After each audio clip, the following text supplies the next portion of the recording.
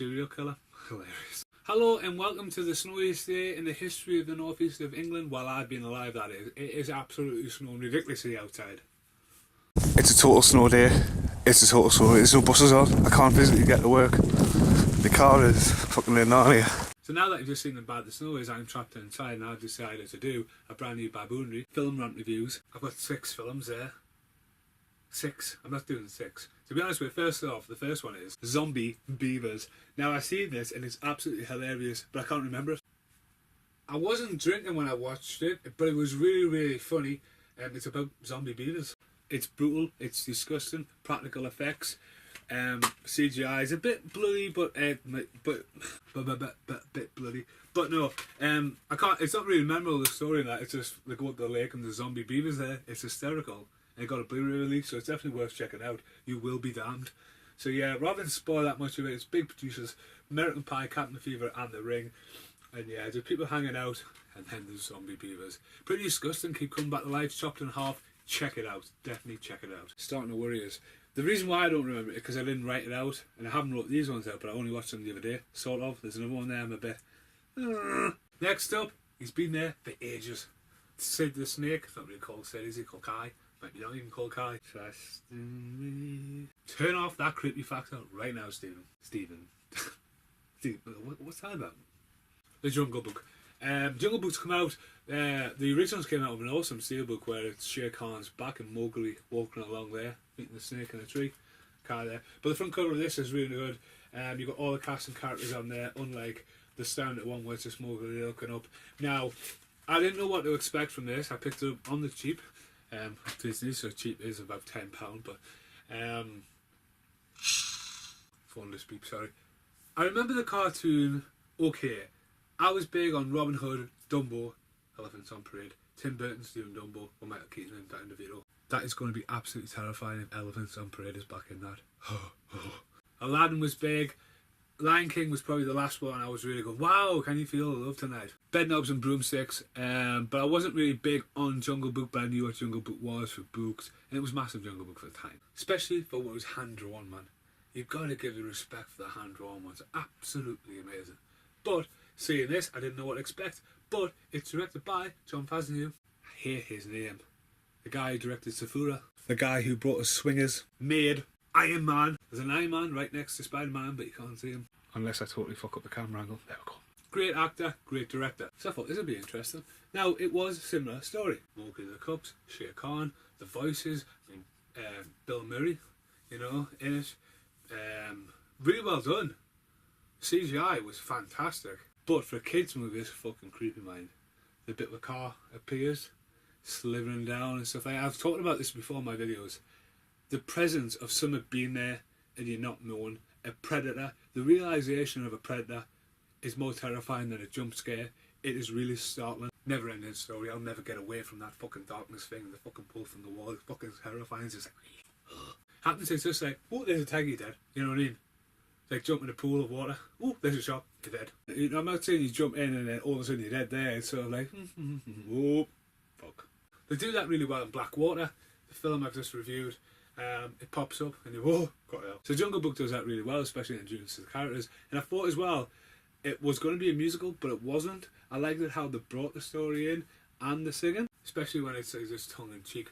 The actor was pretty good. I love a lot of his CGI. It felt epic, but then I started to get a little bit confused. Same year we have a Legend of Tarzan, and we've got another Jungle Book film coming out next year with Andy Serkis, the guy who was King Kong and Gollum, behind the director's chair. People like Benedict Cumberbatch in it, and an even grown bigger cast. And you think, why? Like, you failed in the 90s with Jason Scott Lee. I went to pictures to see that one.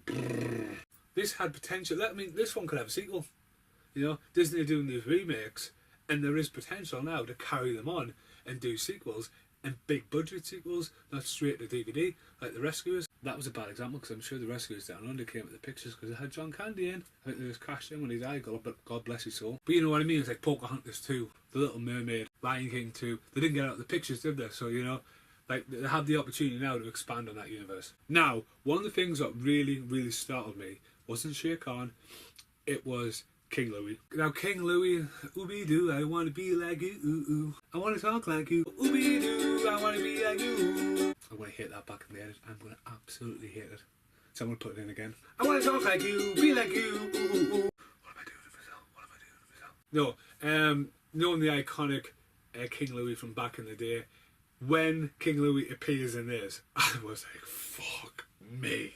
I did not realise he was going to be that big. And again, with a subtle realisation where his fucking eyes are just there, and I was like, fuck me. And of all the creatures, Christopher Walken's face is so penetrating through the eyes of King Louis' performance as well. And he's an absolute wrecking ball. It's at that point I thought this film was fucking mint. I was like, this is like better than I ever expected it to be. So well done. It's dark, a bit too terrifying for kids' mind. Yeah. Because I was watching this and but it is absolutely fantastic. So if you haven't seen it, check it out. Now next up, I watched this the other night, and this is Dead in Tombstone. Now starring Johnny Treju, who's been in 361 films. Wow. For a guy who spent the better part of his adult life in prison, he's done pretty well for himself. Me and Matty Connor the other day were thinking about doing a Kickstarter to get Danny Treju in the new Con Dog video. How about that? What's the idea of the video? Nothing. Just you right in the middle of the screen reading out the raps. That'd be awesome, wouldn't it? Kickstarter, Matty? No? Yes? No? So anyway, it's got a Blu-ray release and it's directed by Raoul. I get his name wrong. It's the guy who directed Hard Target 2, and I had problems then pronouncing his name. But yeah, this guy seems to do a lot of sequels. Condemned 2, Death Race 2, Death Race 3 is probably how we met Danny Trejo, who was in Death Race 2. The guy comes along and picks up a lot of sequels, and that's because he's a really good director. But like a hired director, you know what I mean? Right when this film done, he goes out and do this. But with this being the first one, he had a lot of fun with this. Now it's set in the West, so that's in a town called Tombstone. Danny Trejo, Mickey Rourke's in this, as well as the hot lass from Starship Troopers. Storyline is a bit mental, and basically there is a gold vein found, and basically this gang of posse come to town on the horses, and they decide to rob the sheriff's apartment as big gun players, and there's a lot of double cross going on there, and Danny Trejo's character gets double crossed by his own half brother. He then ends up in hell with Lucifer, played by Mickey Rourke. Hell just happens to be a small little room with a little fire in the middle, and he's in the torture. Now he makes a deal with the devil to come back a year later to seek revenge on the 6 people that killed him. So he comes back and he fails, gets killed, and goes back to hell, and then starts again. And that's pretty much the storyline of the film. Danny Trejo coming in. A lot of the voice is a little bit dubbed. A lot of stunt doubles have been used, but it's big action, really, for Western it is. A lot of great practical effects. A lot of them OTT. There's a bit where a bit of dynamite go off, and these 3 guys literally must have been sitting on an absolute fucking, what am I thinking of? Pop. Not a balloon, an airbag, you know what I mean. Boom, and they go absolutely flying. Multiple camera angles, loads of like slow motion flips and all that. Some good stunt falls as well. There's even a bit where Danny Trejo kicks somebody off a horse, and it's sort of half caught on camera. But it's really good. If you like your westerns, I think you suppress it. Suppress it. Wrong word. Wrong. Now it's had a sequel called Dead Again in Tombstone. It's just come out as well, so I will be picking that up based on what I've seen there. Again, it was a mindless watch, but probably the best way to put this. A mindless western movie with horses. Don't bring back horsey. But yeah, if you like Danny Trejo, I mean, it is a low budget here and there, but the scale looks mint. It's been shot there and on real locations as well. So yeah, like your westerns, check it out. Okay, next up, Baywatch. Now I got this and I did not expect it. I only went to see this pictures of Mum. So when I got it, I had no idea this was that rude at all. I was just like, what the fuck? I mean, it's dirty rude, you know what I mean? It's dick jokes, penis jokes. Dick jokes and penis jokes are the same thing. Dick, pussy, tit, that kind of jokes. It was really, really dark and cruising. Oh, motherfucker. And it was surprising. It's great to see The Rock in it. Zac Efron. Zac Efron lately for me has turned my eye because I've just seen that awkward moment as well. That probably should have been in this Baboonery. That awkward moment I had for about a year. Didn't watch it because I didn't know what it was about. I'm sure someone had told me, thinking that it was about someone coming out being gay out the 3 friends. I still bought. I like the concept of that because you know what I mean. It's comedy's pushing different directions. But Zac Efron in that was absolutely brilliant, and it wasn't about someone coming out being gay. It was about complications with relationships, and that got a bit weird because the other 2 in it, B. Jordan and the other lad who was in Whiplash, are in the Fantastic Four. So I was getting confused with that. Anyway, a quick ramble up, but that is definitely worth watching. But Zac Efron has created himself to have this, you know, he's crafted his art of being a right smug but really funny comedian, and the cast is really well. and the locations, it looked amazing. It has some great cameos in from the past. You know, it has the typical like Hollywood's, like you don't expect to be firing fireworks off and blowing people up and like Baywatch. The only problem I've got really with the film is the CGI when the boats burn is fucking terrible. Fire on water? No. Didn't look good at all. I'm sorry. Girls look absolutely really fit. Awesome. My neighbour that I've only met twice decided the week I was watching that to start renovating his house. You know, he's had it for a year, and that week I just happened to be on night shift. Next thing you know, I've got a drill coming from my bedroom wall. I'm like, what the fuck is going on? The racket next door, then next door to their house, was horrendous. I went around in my boxer shorts, thinking I was the fucking Rock. You know, I've got the tattoo across my chest and all that. I was just like, boom, boom, boom, boom, boom, boom. Welcome to concept, mate. The thing is, going off that rant as well, he then went from a saw to a fucking bandsaw. I was like, mate, it's the same thing. I was like, well, I need to cut wood. Well, cut in the yard out the back. You know, I'll wait till I get up. I'm getting up in an hour. Now, Baywatch, that awkward moment are good, funny, slapstick, not slapstick, rude, dark, crude, joke, comedy, films, definitely worth checking out. Right, let's get through the two more recent ones. This has been the most random Baboonery movie reviews yet. Next one, Automa. Antonio Banderas, backable star, made some good films. Have you ever seen a film called Big Bang? Check that out. Try and do that one next time. This was fucking weird, man. I like this because of the black Blu-ray boxes. The second time I fell for this. Bone Tomahawk was another one. This film doesn't really look like what it's on there. This film is a clone of Blade Runner. Let's just say how it is. Antonio Banderas is a salesman. His wife is pregnant. He's struggling, doesn't like his job, wants to transfer. They're all mega cities, a bit like Blade Runner, a bit like Judge Dredd.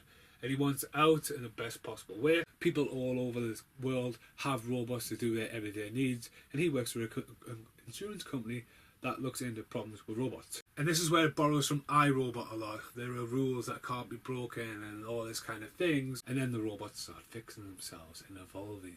And then this is what happens with the film. The robot tries to save him. He gets in a car crash. They're in the middle of the desert and the robots drag him to safety across the desert.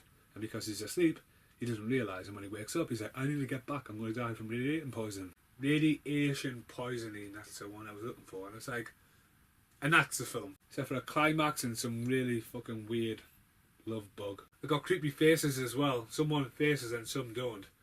But yeah, it's literally Blade Runner, iRobot, Antonio Banderas. It's all been filmed in Bulgaria by the looks of it. Because I recognised a lot of the extras in it. There must be still working there who works on a tournament.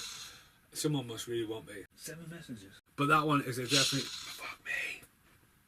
Hire Paul Ray. So that is definitely avoid. Unless you're a die-hard. I mean, Mitch is a die-hard Blade Runner fan. And I explained that to Mitch. I was like, no. Keep it. Okay. Last but not least, I watched this last night. And a lot of people... All I've heard is bad about this movie. Bad of customers, bad of friends, bad of people. But I'll give anything a try. Dark Tower. Here we are. I was lucky enough to get one of those nice slipcases on there. Dark Tower first popped up in the mist. Sort of. The guy's drawn, I've done this the wrong way. My juice is on that wall. The guy's drawn a picture of artwork or concept for the Dark Tower with a gunslinger on there before the tree comes through and wrecks his living room. So the idea of getting Stephen King's beloved novels, Dark Tower, which is a big series, a bit like Lord of the Rings, on the big screen, it's been on the cards for a while. Now, all I've heard is criticism about this.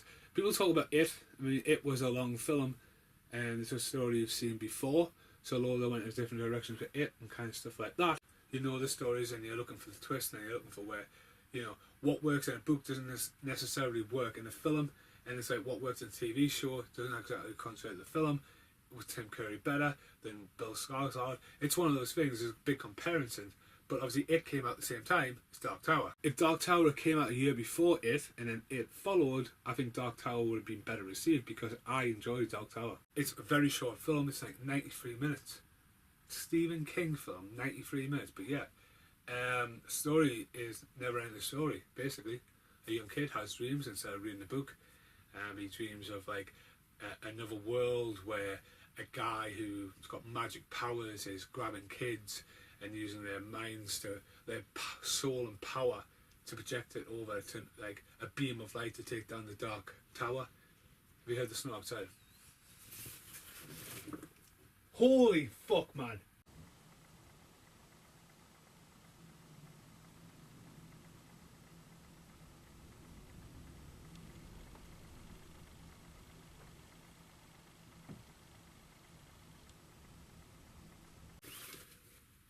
So they'll kidnap kids from one world, bring them into the next, and use their life force to project missiles. And once the Dark Tower falls, this guy will rule all the realms of the world. Our Earth being one of their realms. And the last gunslinger, who can shoot anything like bang, bang, bang, bang, bang, bang, bang, bang, bang, bang, bang, bang, bang, bang. I got this for me a True Romance video. Bang, bang, bang, bang. And it's great when he goes bang, bang, bang, bang.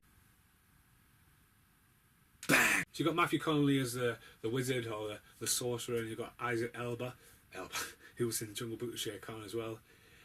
He's good as the gunslinger. But then you've got the young kid who comes in. Now, I didn't check this out, but I'm sure the bully who bullies the kid who draws all the pictures, who thinks of this world before he's kidnapped by the face people, the bully who steals the book is the same bully from It. The same kid. It's definitely the same actor. I need to check this. Nicholas Hamilton, who plays Henry Bowers, not Jake Sim, who looks like Cooper, and the new one who looks like my brother Sam. It's the same actor. It's the same kid. He is also in Dark Tower as well. He could be Henry Bowers. The villain.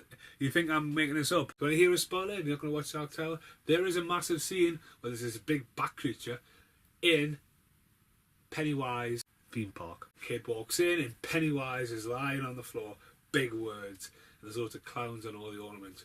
So it's like the Stephen King multiverse. Like the Langoliers and Dreamcatcher. Oh my god, it's the Stephen was that in the outtakes, the last video or not? After the Baboonery, I actually found out I have the Langoliers on VHS. I've got Cujo and Needful Things there as well in a Stephen King VHS collection. I'm not sure if that was in the last outtakes of the last video or the other video I have, sorry. But yeah, then basically what happens is he then needs to come back to this world with a gunslinger after he goes to that world, and they need to find a portal back because it apparently takes 6 months to get between places in that world. And we just get a little bit confused there. And the story is really fast paced, but it's not stretched out, you know what I mean? You're not exactly bored, it's very, you know what I mean? If you like your mythology and like creatures and worlds and your fantasy, it goes through that quite fast. There's, you know, there's people with magic, there's fighting, there's tribes, and then all of a sudden, bang, bang, bang, bang, bang, bang, bang, bang, bang, bang, bang, bang, bang, bang, bang, bang, bang, bang, bang. And it's a massive fucking shootout at the end. I mean, it's got some good comedy in it as well, so with whatever you've heard about Dark Tower, if you haven't seen it, you don't know anything about the book, give it a watch.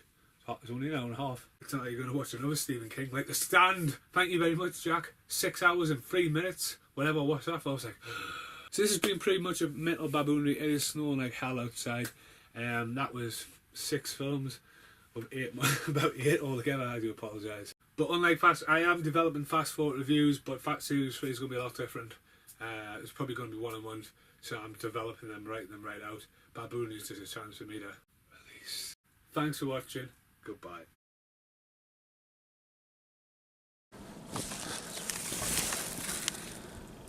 It is truly a winter wonderland today. Truly, ow, my head. My garden's definitely getting a bit out of control. Oh.